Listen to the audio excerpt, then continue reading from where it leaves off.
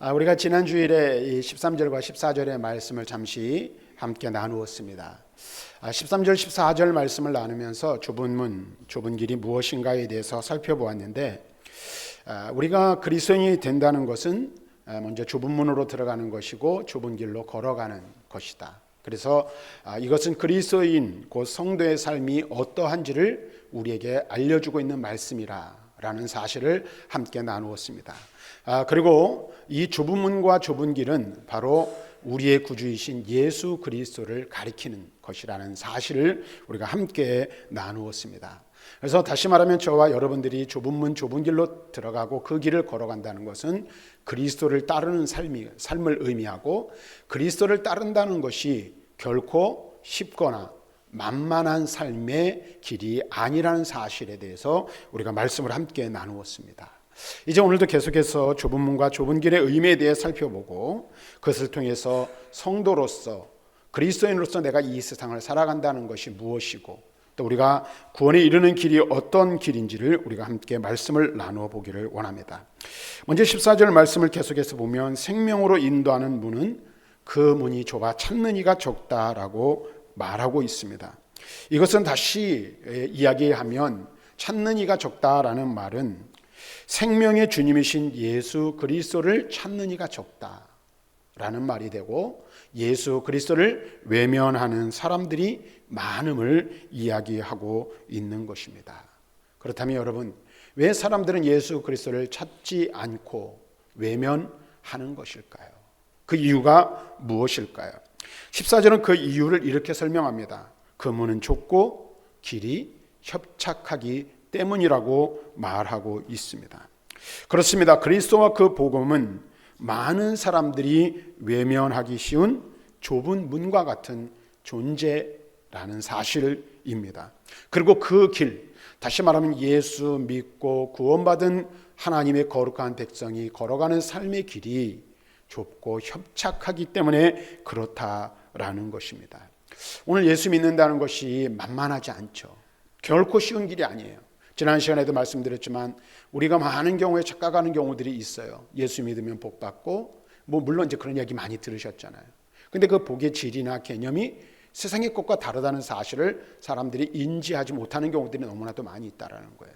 그래서 예수를 믿고 구원받은 하나님의 거룩한 백성이 되어 구원받은 자로서의 삶을 살아가는 것이 결코 쉬운 길이 아니라는 사실을 우리는 너무나도 잘 알고 있습니다. 자, 그렇다면 여러분 한번 생각해 보시길 바랍니다. 생명의 주 되신 예수 그리스도께서 사람들에게 왜 외면받는 좁은 길로, 좁은 문으로 여겨지는 것일까요? 우선 외적으로 볼 때, 우리가 먼저 생각할 때, 사람들이 볼 때 예수 그리스도는 그 존재 자체가 보잘것없는 것으로 보이기 때문이라는 사실입니다. 여러분 한번 생각해 보십시오. 예수 그리스도께서 인간적인 조건이나 인간적인 면모나 인간적인 어떤 가지고 있는 이 삶의 상황들을 한번 생각해 보시길 바랍니다. 이스라엘이라는 나라, 그 나라 결코 큰 나라가 아니죠. 그리고 그 조그만 나라에, 그것도 어디? 변두리인 갈릴리 나사렛 출신, 그리고 그것도 그때 가장 천하게 여겼던 목수라는 직업을 가진 사람을 누가 인류의 구원자라고 상상이나 할 수 있겠는가 하는 겁니다. 제가 이제 가끔가다 그런 얘기를 해요. 어디 사십니까? 어디서 목회를 합니까? 그래요. 근데 이제 연천에 같이 사는데 연천에서 목회한다고 하는데, 연천 어디세요? 물어봐요. 그럼 연천 서쪽 변두리, 변방이 있는 노곡리라고 얘기를 해요. 네. 서쪽. 연천에서 보면은 연천 서쪽 끝에 파주와 접경. 그래서 저희 동네를 설명하려면 어디 연천 백학이라 그러면 잘 모르는 분들이 많아요. 그래서 적성에서 강하나 건너면 바로 거기 있습니다 라고 이야기하면 그제서야 알아듣는 사람이 있어요. 그런데 여러분 한번 생각해 보세요. 연천, 그것도 백학, 노곡리, 죄송한데 별 볼 일이 있을까요? 잘 사람들이 알아주지 않고 기억하잖아요. 그런데 여러분 보세요. 우리가 살고 있는 지역과는 다르게 예수님이 태어나시고 자라신 그곳, 성장하신 그곳은 사람들 가장 천한 사람, 낮은 사람들이 살던 지역이라는 거예요. 우리말에 개천에서 용난다라는 말이 있죠. 그런데 오늘날 그 말이 적용이 안 된다고 하잖아요. 근데 예수님 당시에도 그랬어요. 태어난 출생 성분에 따라서 그 삶의 질이 이미 정해졌기에 오늘 사람들에게 인정받는 것도, 어떤 교훈을 받는 것도, 어떤 위치에 오르는 것도 결코 쉽지 않은 시대를 오늘 예수님께서 사셨다는 거예요. 그러니까 사람들의 인식 속에는 어떻게 해요? 나사렛, 갈릴리 하면 촌동네, 가난한 지역, 이런 인식이 아예 박혀 있어요. 그래서 그곳에서는 의로운 사람, 선한 사람, 위대한 사람이 나올 수 있다라는 기대를, 희망을 갖지 않았다라는 것입니다. 그 마을 사람들조차도, 그 근방 사람들도 예수님의 출신 배경을 보고 그가 메시아라는 사실을 인정하지 않고 믿지 못했다라는 사실을 우리는 성경을 통해서 알 수가 있어요. 한번 요한복음 1장 46절 말씀을 한번 볼까요? 같이 읽어봅니다. 시작. 나다나엘이 이르되 나사렛에서 무슨 선한 것이 날 수 있느냐. 이 나다나엘의 친구가 와서 말합니다. 성경에서 말하는 메시아가 나타나셨다. 그래? 그분이 어디서 나셨대? 나사렛 예수셔. 그랬더니 이 나다나엘이 뭐라고 말합니까? 나사렛에서, 그 촌동네에서, 그 천한 동네에서, 그 가난한 동네에서 어찌 위대한 선지자가 날 수 있겠느냐라고 말하는 거예요. 예수님 당시의 사람들도, 그 지역 사람들도 예수님의 출신 성분을 보고 어떻게 예수님을 인정하려 들지 않았다라는 사실을 알 수가 있어요. 그런데 여러분 보세요. 성경은 무엇을 말하냐면, 특별히 구약 성경은 메시아가 이 땅에 오시는데 그 메시아는 사람들의 관심을 끌지 못할 비천한 신분, 비천한 존재로 오실 것이라는 사실을 이미 예언하였다는 사실을 사람들은 인지하지 못하고 있었다는 거예요. 이사야 선지자는 그래서 다음과 같이 이렇게 이야기를 합니다. 53장 2절 말씀을 한번 볼까요? 같이 읽습니다. 예수님에 대해서 이렇게 표현을 하고 있어요. 같이 읽습니다. 시작.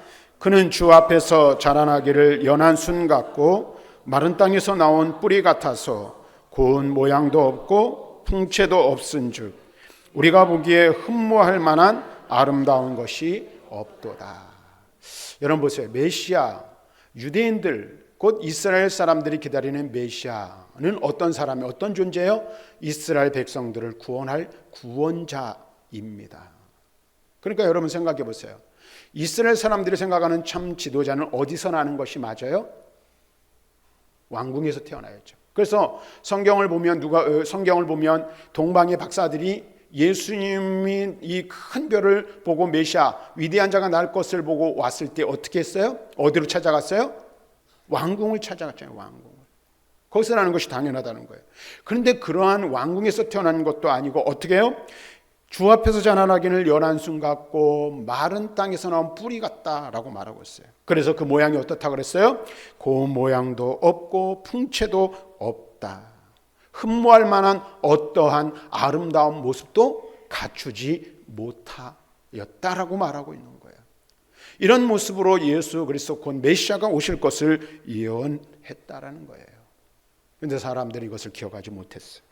사랑하는 성도 여러분, 그리스도께서 어찌해서 왕궁이나 귀족의 아들로 오시지 않고 이름 없는 나사렛, 그것도 목수의 가정의 아들로 오셨을까 하는 생각을 우리는 한 번쯤 해보게 되는 것입니다.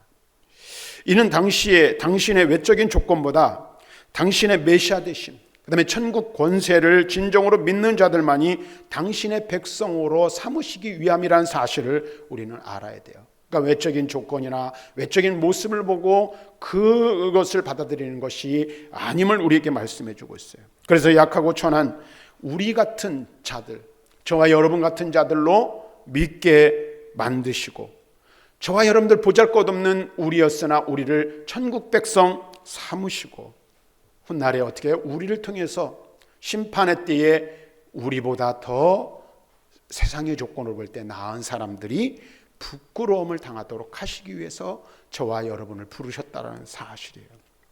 그러니까 여러분 분명히 아셔야 돼요.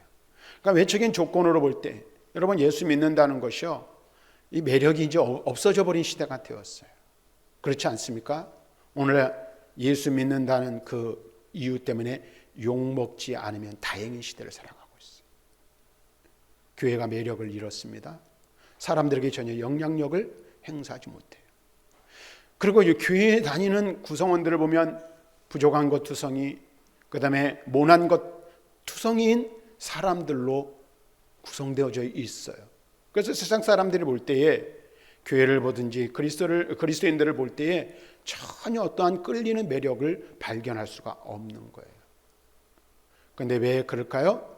그와 같은 사람들은 교회의 본질을, 그리스도인이 된다는 것의 참 의미를 알지 못하기 때문에 그렇다는 사실이에요. 외적인 조건만을 보고 외적인 것들만 보고 평가하기 때문에 그렇죠. 그 다음에 예수 그리스도가 좁은 길로 여겨지는 것은 그리스도를 따른다는 것이 섬김을 받는 것이 아니라 섬기는 삶이 되기 때문에 그렇다라는 것입니다. 이 말은 다시 말하면 세상의 가치와는 완전히 세상의 원리와는 상반되는 것이기 때문에 그렇다라는 거예요. 그러니까 예수를 믿으면 섬김을 받아야 되고 높아지는 것이 아니라 도리어 어떻게 해요? 섬겨야 하고 낮아지는 삶을 살아야 하는 것이 그리스도인의 삶이기 때문에 그렇습니다. 그래서 예수님께서는 뭐라고 말씀하셨어요? 섬김을 받으려 온 것이 아니라 도리어 섬기려 하고 자기의 목숨을 많은 사람의 대속물로 주기 위해서 예수님께서 이 세상에 오셨음을, 예수님의 사역의 목적에 대해서 우리에게 분명하게 말씀해 주고 있습니다. 그래서 많은 사람들이 오늘 그리스도께로 나오는 것을 주저하고 또 그리스도께로 나왔다가도 어떻게 해요? 그와 같은 진리 앞에서 온전한 삶을 살지 못하고 떠나가는 경우들을 종종 보게 돼요. 그래서 왜 그럴까요? 교회에 나왔다가 실망하는 경우가 많아요. 그래서 돌아서는 경우들도 있죠. 예수를 믿겠다고 고백하고 결심했다가도 실망하여 돌이키는 경우들이 많이 있어요. 그 대표주자가 누구입니까? 가룟 유다예요. 가룟 유다. 근데 이 가룟 유다라는 사람은 우리가 잘 알지만 그는 어떻게 해서 열심당원이었고, 그 다음에 그는 어떻게 했어요? 그는 그가 가지고 있는 메시아관에서 오늘 메시아관으로 예수님을 바라볼 때 전혀 맞지 않았던 거예요. 실망한 거예요. 그래서 은전을 받고 예수님을 팔아넘겨 버리는 일을 했어요. 또 데마도 그래서 다시 세상으로 돌아갔음을 성경은 기록하고 있어요. 디모데후서 4장 10절 말씀을 보니까 이렇게 말하고 있어요. 같이 읽습니다. 시작. 데마는 이 세상을 사랑하여 나를 버리고 데살로니가로 갔고. 제자로서의 삶을 살아간다는 것이 결코 쉽지 않고 만만치 않았기 때문에 실망하여 돌아간 거예요. 복음을 전하며 산다는 것이 절대로 쉬운 일이 아니기에 어떻게 해요? 돌아갈 수밖에, 세상을 향하여 나아갈 수밖에 없었다라고 말하고 있는 거예요. 왜 그럴까요? 예수를 믿고 그리스도인으로 살아간다는 것은 세상이 추구하는 가치, 세상의 삶의 원리와는 완전히 반대되는 개념을 가지고 있기 때문에 그렇다라는 거예요. 또한 예수 그리스도가 좁은 길로 여겨지는 이유는, 잘 들으시기 바랍니다. 주님께서 만들어 놓으신 구원의 진리가 너무나 쉽고 너무나 단순하기 때문에 사람들이 그것을 거부한다라는 거예요. 여러분 한번 생각해 보시길 바랍니다. 십자가에서 죽으신 한 예수가 흘린 피, 그 피가 온 인류의 죄를 사하고 온 인류를 사망에서 그리고 하나님의 진노에서 구원하여 줄 진리가 된다는 이 사실, 그리고 예수 믿겠다라고 고백하기만 하면 구원받는다는 이 일이 어렵습니까? 쉽습니까? 여러분들은 쉽죠. 여러분들은 쉬워요. 우리는 이미 예수 믿어 구원받았기 때문에. 그렇게 쉬운 일이 아님을 우리는 알아야 돼요. 그래서 유대인들에게는 그리스도의 십자가가 꺼리끼는 것이고 헬라인들에게는 무식한 이론으로 들렸음을 바울은 이야기하고 있어요. 고린도전서 1장 22절과 23절 말씀을 함께 보도록 하겠습니다. 같이 읽습니다. 시작. 유대인은 표적을 구하고 헬라인은 지혜를 찾으나 우리는 십자가에 못 박힌 그리스도를 전하니 유대인들에게는 꺼리끼는 것이요 이방인에게는 미련한 것이로다. 여러분 한번 생각해 보십시오. 바울이 복음을 전하는데 이 십자가에 못 박힌 예수 그리스도 십자가의 복음이 어떤 사람에게는 거부하는 것이 되는 거예요. 어떤 사람은 어리석고 미련한 것처럼 보이는 거예요. 그래서 옛날에 저도 한번 말씀드리겠는데, 어렸을 때 전도를 하잖아요. 친구들한테 우리 교회 가자, 예수 믿자, 신앙생활하자.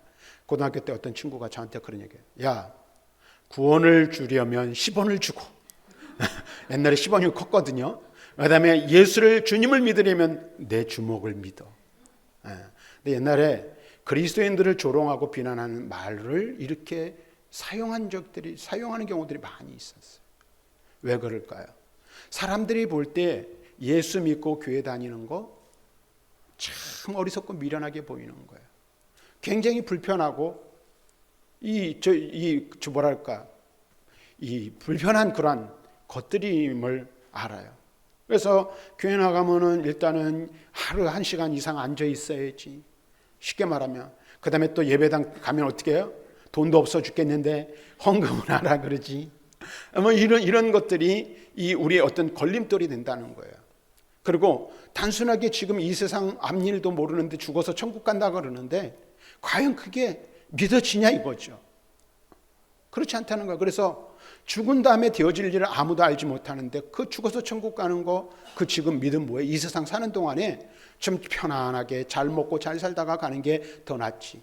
예배당에다 드리는 헌금 그거 가지고 더 좋은 음식 먹고 더 좋은 차 마시고 다니고 더 좋은 옷 입고 다니는 것이 오히려 지혜로운 것 아닌가, 이렇게 생각할 수 있다는 거예요. 그래서 교회를 다니고 예수를 믿고 신앙생활을 한다는 것이 어떤 사람들에게는 참 어리석게 보인다라는 거예요. 여러분 한번 생각해 보세요. 그리고 또 한 가지 생각은 이거예요. 주의 십자가 은혜를 믿기만 하면, 예수 그리스도를 구주로 영접하기만 하면 구원받는다는데, 우리는 쉽지만 이 쉬운 진리가 너무 쉽기 때문에, 너무 단순하기 때문에 믿어지지 않는 거예요. 그래서 믿지 못하는 사람들이 많이 있는 것입니다. 여러분, 이렇게 그리스도의 출신, 그의 교훈, 그분의 구원 진리는 어찌 보면 이 세상 가치와 이 세상의 삶의 원리와는 너무나도 거리가 있어 보이는 것입니다. 그러나 우리는 그리스도의 본래적인 신분이 무엇인지를 알고, 그분이 하나님의 아들이심을 믿고, 또 그분의 십자가 은혜가 우리를 구원할 유일한 법칙과 도리임을 우리는 알고 있습니다. 그런데 여러분, 중요한 것이 있어요. 우리에게 너무 쉬운 이 복음이 세상 사람들에게 어찌 보면 너무 어려운 거예요. 그 차이가 무엇일까요? 그 이유가 무엇일까요? 이 같은 믿음은 우리 스스로에게서 얻을 수 있는 것이 결코 아니기 때문에 그렇다는 거예요. 좁은 문으로 들어가고 좁은 길로 걸어가는 것이 내 힘, 내 의지, 내 노력, 내 지혜로 되는 것 같지만, 좁은 문으로 들어가는 것도, 그리고 좁은 문으로 들어가 좁은 길의 삶을 걸어가는 것도 내 의지의 작용이 아니라는 사실입니다.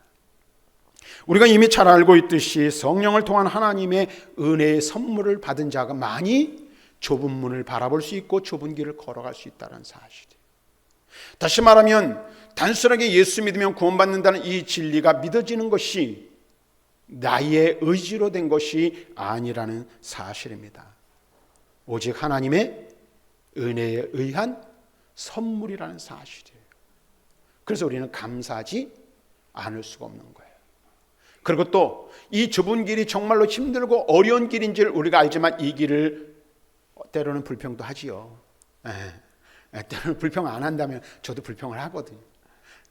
걸어가요. 근데 이 길을 인내하며 걸어갈 수 있는 이유가 어디에 있습니까? 하나님의 은혜로 주어진 것이기 때문에 그렇다라는 거예요. 오늘 우리 이 사실을 분명히 알고 감사할 수밖에 없어요. 한번 성경을 볼까요? 고린도전서 12장 3절 같이 읽습니다. 시작. 그러므로 내가 너희에게 알리노니 하나님의 영으로 말하는 자는 누구든지 예수를 저주할 자라 하지 아니하고, 또 성령으로 아니하고는 누구든지 예수를 주시라 할 수 없느니라. 아멘. 하나님의 영으로 말하는 자는 예수 그리스도를 부인하지 못하는 거예요. 그리고 성령이 아니면, 하나님의 영이 아니면 예수 그리스도를 주라 고백할 수 없다라는 거예요. 저와 여러분들이 예수 그리스도는 나의 구주이시며 나의 유일한 구원자시라고 우리가 고백하고 그분을 영접하였어요. 근데 이 일을 누가 하셨습니까? 성령 하나님이 하신 일인 줄로 믿습니다. 성령의 감동과 성령의 깨닫게 하시는 은혜가 없었다면 우리는 주를 볼 수도 없고 고백할 수도 없다라는 거예요. 그래서 바울은 우리의 믿음에 대해서 에베소 2장 8절과 9절에 이렇게 기록하고 있어요. 같이 읽습니다. 시작. 너희는 그 은혜에 의하여 믿음으로 말미암아 구원을 받았으니 이것은 너희에게서 난 것이 아니요 하나님의 선물이라. 행위에서 난 것이 아니니 이는 누구든지 자랑하지 못하게 하려 함이라. 아멘. 네. 여러분 잘 들으세요.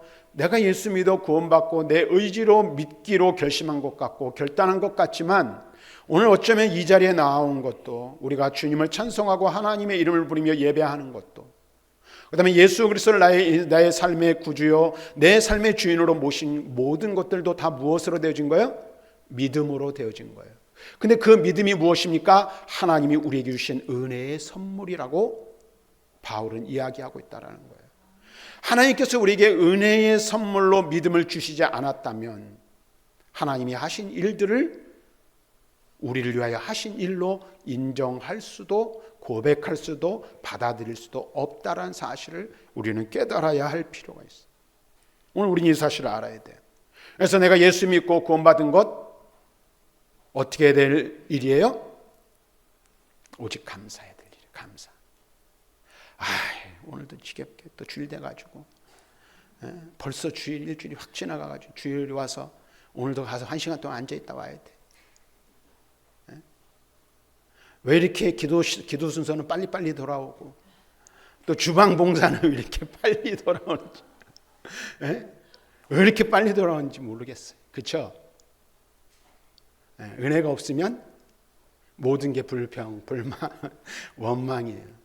그런데 내가 예수 믿어 구원받고 하나님의 자녀가 된 것, 이 사실이 내 의지로 내 힘으로 내 능력으로 된 것이 아님을 알고 내가 예수 믿어 구원받아 하나님의 자녀가 되고 자녀로서의 권세를 누리는 이 모든 것들이 하나님의 은혜라는 사실을 깨닫는 자들은 모든 것이 감사한 거예요.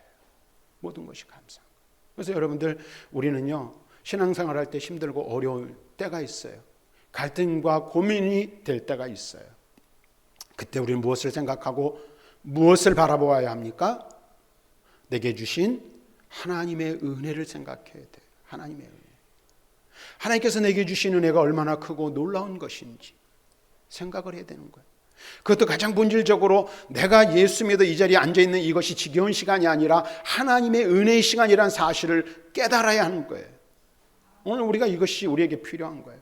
그래야 우리가 그 은혜를 힘입어 더 담대히 좁은 문 좁은 길을 걸어갈 수 있고 좁은 문으로 나아갈 수 있는 거예요. 왜요? 우리가 은혜로 구원받은 것처럼 하나님의 은혜가 아니면 우리는 이 길을 걸어갈 수가 없어요. 왜? 힘들기 때문에, 어렵기 때문에, 결코 만만한 길이 아니기 때문에 그래요. 목사의 길도 쉽지 않고 장로님이 되어 교회를 섬기며 봉사하는 것도 결코 쉽지 않습니다. 여러분들이 교회에 와서 성도로서의 삶을 살아가지만 그냥 예배당만 왔다 갔다 하면 얼마나 좋겠어요. 근데 하라는 게 왜 이렇게 많아요? 그렇죠? 또 해야 될 일이 얼마나 많아요. 그 모든 것들이 어떤 때는 내게 무거운 짐이 돼서 내 어깨를 짓누르는 것 같아요. 그래서 우리가 속으로 그러죠. 수고하고 무거운 짐 진 자들은 다 내게로 오라 그랬는데 이거는 오면은 짐을 더 얹어주는 것 같은 그런 마음이 들 때가 있다라는 거예요. 근데 여러분 보세요. 은혜를 생각하고 은혜로 사명을 감당하면 성령의 역사로 성령을 의지하여 주신 사명을 감당하면 결코 무거운 짐이 없다는 사실을 알 수 있기를 바랍니다. 그런 은혜가 있기를 바랍니다. 여러분, 그리고 우리는요 세상 사람들이 가지고 있지 못한, 세상 사람들이 깨닫지 못한 천국의 보화를 발견한 자들이라는 사실이에요. 천국의 보화를.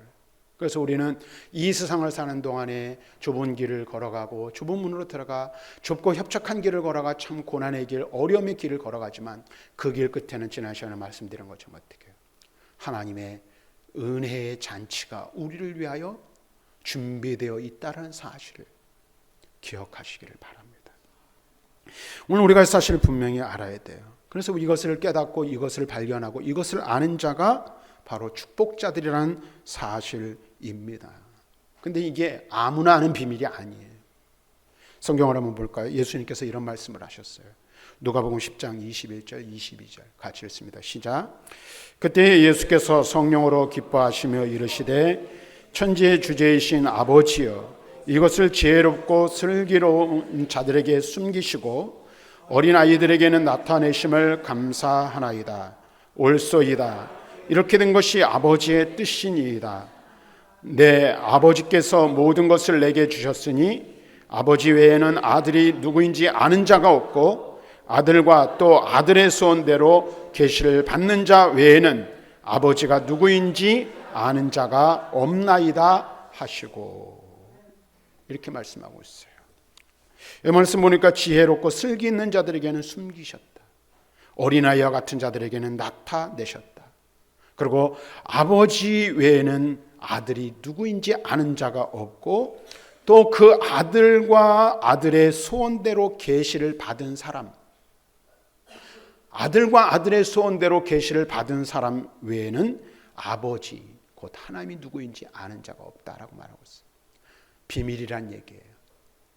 그런데 이 비밀이 어떤 비밀입니까? 숨겨진 비밀이 아니라 공개된 비밀이에요. 공개되었음에도 불구하고 어떤 이들은 그것을 보지 못하고 깨닫지 못하는 거예요. 여러분 한번 보세요. 여러분들이 나가서 전도를 한번 해보세요. 가서 여러분들 단순하게 그냥 교회 나가십시다. 이게 아니라 예수 믿고 구원받읍시다. 당신은 죄인이고 당신의 죄를 위해 하나님의 아들이신 예수 그리스도께서 십자가에 죽으셨고 그 예수 그리스도께서 당신을 위하여 죽으심으로 당신이 죄사함을 받을 수 있습니다. 예수 그리스도를 구주로 영접하시기를 바랍니다. 그럼 어떤 반응이 나타날까요? 아버지께서 알려주시기로 작정된 자는 그것을 기쁨으로 받으나 그렇지 못한 사람은 어떻게 해요? 뭔 소리야? 어디서 그런 소리를 하고 있어? 전달하고는 딴 데 가서 해. 망치 들고 쫓아오기도 하고 칼 갖고 쫓아오기도 하고요. 뭐 그런단 말이에요. 왜 그럴까요? 공개된 비밀이지만 어떤 이들에게는 그것이 감춰졌고 어떤 이들에게는 드러나 있기 때문에 그래요. 그래서 이것이 우리가 믿음을 갖고 신앙생활을 한다는 것, 좁은 문으로 들어가 좁은 길로 걸어가는 삶을 산다는 것이 힘들고 어렵지만 이것이 뭐예요? 하나님의 은혜요, 축복이라는 사실입니다. 세상 사람들이 알지 못하는 비밀을 우리는 알고 있고 그 비밀을 공유한 자가 바로 저와 여러분들이라는 거예요. 그런 말씀을 좀 정리하도록 하겠습니다. 좁은 문으로 들어간다는 것은 결코 쉬운 것이 아닙니다. 좁은 길로 걸어간다는 것은 그 길이 좁고 협착하여 결코 넉넉하거나 만만한 삶의 여정은 아닙니다. 이와 같이 우리가 예수 그리스도를 믿어 구원받는 것은 너무나도 단순하고 너무나도 쉽지만 어떤 이들에게는 그것이 너무나도 쉽게 보이고 너무나도 단순해서 믿을 만한 가치가 있다고 여겨지지 못합니다. 그런데 여러분 보세요. 이 걸어가는 삶의 길, 성도로서의 삶을 살아가는 이 길이 좁은 문으로 들어간 것 같이 힘들고 어렵고 좁은 길을 걸어가는 것 같이 정말로 고난의 연속이고 어려움의 연속일지라도 이 길이 축복인 것은 거기에 하나님의 은혜가 있고 그 길 가운데 우리의 생명이 있으며 구원이 있기 때문에 그렇습니다. 그 길로 들어가고 그 문으로 들어가고 그 길로 걸어가야만 그 길 끝에 있는 하나님의 축복을 누릴 수 있기 때문에 그렇습니다. 우리는 이미 어쩌면 여러분들이 예수 그리스도를 구주로 고백하고 그리스도를 구주로 나의 주인으로 영접하였다면 이미 좁은 문으로 들어간 자들인 줄로 믿습니다. 그런데 아직 남아있어요. 무엇이 남아있습니까? 우리가 걸어가야 할 길이 남아있어요. 이것은 십자가를 지는 길이고 고난을 감수하는 길이고 섬기는 삶을 살기로 작정하는 길이고 오직 그 길 끝에 있는 우리 주 예수 그리스도의 십자가만을 바라보며 나아가는 길인 거예요. 그래서 저와 여러분들이 이 길을 끝까지 인내하며 믿음으로 잘 경주할 수 있기를 바랍니다. 그리고 그 길 끝에 있는 우리를 위하여 예배 놓으신 하나님의 은혜로운 잔치 자리에 함께 참석하고 하나님께 영광 돌리는 저와 여러분들이 될 수 있기를 주님의 이름으로 간절히 축원합니다.